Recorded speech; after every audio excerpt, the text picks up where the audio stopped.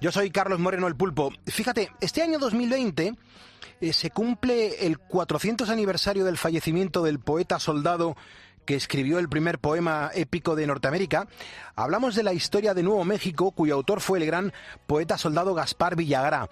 Esto nos interesa, esto tiene mucha vinculación con nuestra nación, con España. Jorge Casimiro, buenos días. Buenos días, ponedores, buenos días, Pulpo. Buenos días, qué interesante este tío, ¿eh? Fíjate, estamos hablando del autor de la Ilíada norteamericana, prácticamente la historia de Nuevo México, publicada en Alcalá de Henares en 1610, y poema que narra la conquista de Nuevo México con la precisión histórica de un Tucídides, pero con el estro poético de un Homero, equiparando la batalla de Acoma de 1599 con la guerra de Troya, de ahí la Ilíada, ¿no? Y sí, es el primer poema épico histórico sobre el paisaje y el paisanaje norteamericano, antes de que los ingleses hicieran un poco el suyo, ¿no?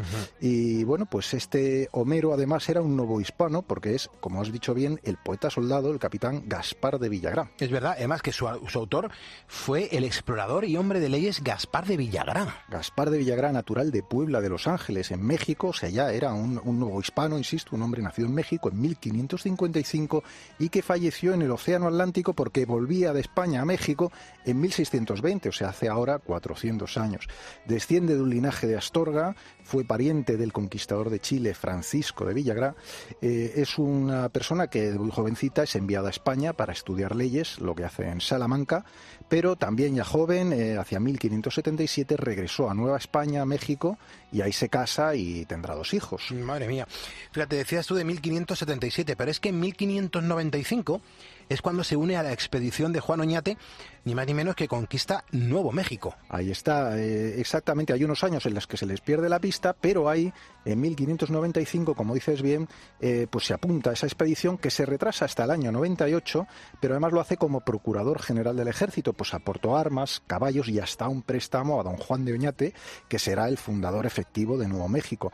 Hay que recordar que Nuevo México es un estado del suroeste, de los Estados Unidos de América, que está pues entre Texas, tiene Texas al este y al oeste Arizona, y que esta fue la ruta de penetración natural de los españoles en Norteamérica, donde hicieron el primer camino real de tierra adentro, claro, que se bifurcaba hacia el este para explorar Texas y hacia el oeste para explorar Arizona y luego California ya más adelante, desde principios del siglo XVI. O sea, hemos de recordar que durante este siglo XVI hay numerosas expediciones antes de la de Oñate con Villagrá, la de Nuño de Guzmán, Cristóbal de Oñate, que era el padre de Juan de Oñate, Cabeza de Vaca, Vázquez de Coronado, Rodríguez y Sánchez Chamuscado, Antonio de Espejo y luego definitivamente el que hace ya la conquista efectiva, que fue Juan de Oñate.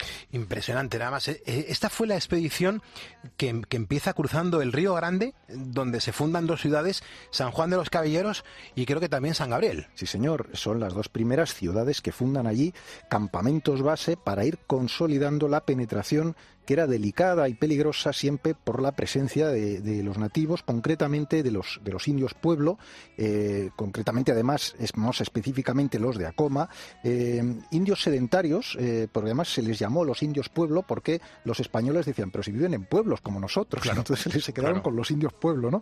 Y eran indios muy disciplinados y además vivían numantinamente fortificados en cerros, en lomas, en una especie de castillos, de ahí que luego se hiciera esta semejanza con la conquista de Troya o de Numancia, porque pues efectivamente era difícil tomar esas posiciones que tenían los indios. ¿Puede ser que en Acoma fuera donde en el 1599 aproximadamente se producía la batalla definitiva? La batalla definitiva en Acoma, sí señor. La acción de guerra más importante en la que participa Villagrá y sobre cuya victoria cimentan los españoles su hegemonía en Nuevo México. Acoma era un sitio que era, digamos, había sido conflictivo, claro, porque había sido ya difícil de tomar, habían echado de allí a los españoles en otras ocasiones, era muy difícil de conquistar y sí, ahí es efectivamente donde se produce la batalla final. Y además que Villagrá Villagrá será el gran cronista de esa batalla que fue, yo creo que decisiva. Pues la palabra es cronista prácticamente, porque podemos decir que aunque le da forma versada de poema épico,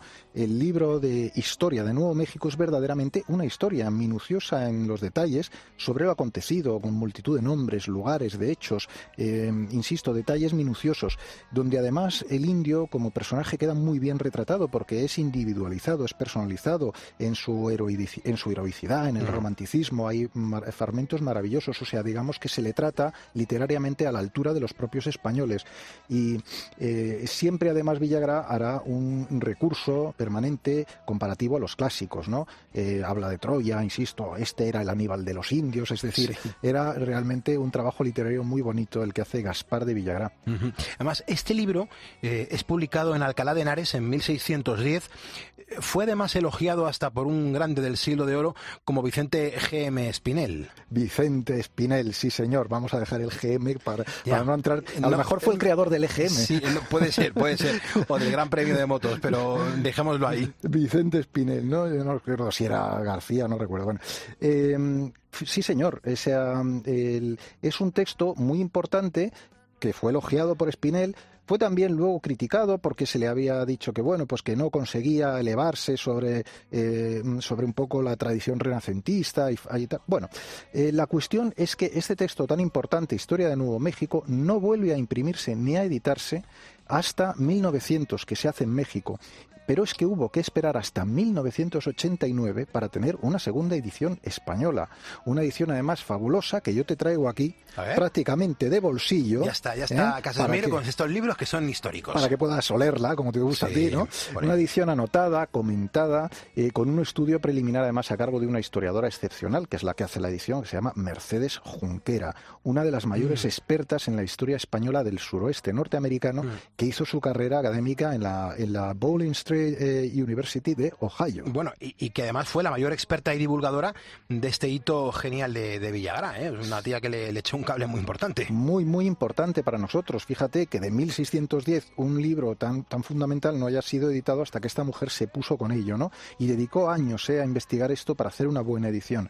Es decir, que antes de que el fundador de la primera colonia británica en América, John Smith, publicara su Historia General de Virginia, un español mexicano, Gaspar de Villagrá, escribía y estampaba el primer poema épico renacentista en Norteamérica, Historia de Nuevo México, o, como decía Mercedes Junquera, el pórtico literario a la literatura hispana en los Estados Unidos. Toma ya, Jorge Casesmeiro, me quedo con este libro para hacer una foto y que los ponedores lo vean. Gaspar de Villagrá.